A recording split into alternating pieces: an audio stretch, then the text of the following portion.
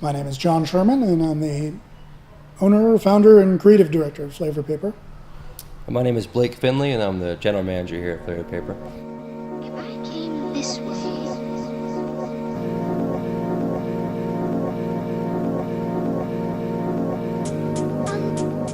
So Flavor Paper was an accidental find.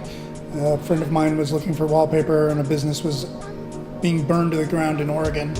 And I went out and took a look at the equipment and really liked his patterns, and I don't like white walls, so I decided it was an opportunity and moved the equipment back to New Orleans and taught myself how to make wallpaper. And we actually spent some time traveling around through Europe backpacking, the two of us, back in our college days, and wine became a pretty integral part of that trip, and I think that was the beginning of me really drinking quite a bit of wine. We were in Europe, traveling all over, and wine is one of those things where you're not supposed to judge a book by its cover, but me personally, if I'm in a wine store, I'm always drawn to sort of the more interesting and more elaborate wine labels, and I've always loved the use of foils and things, which I think translates well to what we do with wallpaper, so I thought it was a pretty natural thing for us to play around with and really enjoy it. We mostly had other companies use our pattern work for, behind us we see some handbags and some skateboard decks, and so a lot of folks have tried. First time we've really, in our own minds, tried to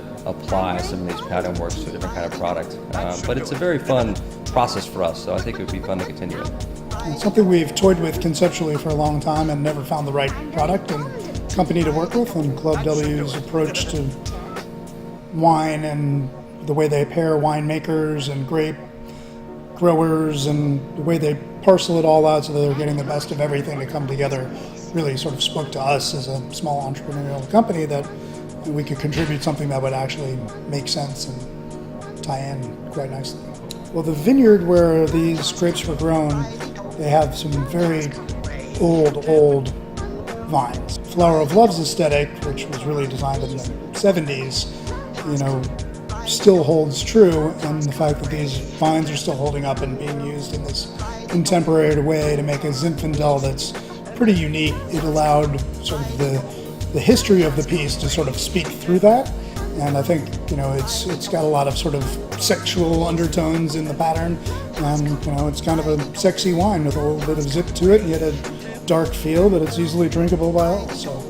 Well, I think Club W was a pretty natural fit for us in terms of their attempts to demystify wine and to make it more accessible. I think a lot of people have a fear factor of their own palate. That Club W, I think, does a great job of letting you discover your own taste profiles and figure out. I think for us, the wine labels have always been very traditional and limited in terms of their artistic attractiveness, and we thought it was a good opportunity to really put, first and foremost, something very popping off the shelf kind of art on there. And for us, the opportunity to use some of our existing pattern work was interesting because it's a way to take elements from the pattern behind us here, Flower of Love, and make that fit a bottle with some vibrancy and some color palette that really jump off the shelf. And for us, that's kind of fun. It's a great new way to use our creative juices and on a product we normally wouldn't have any touch on. So it's been a good collaboration.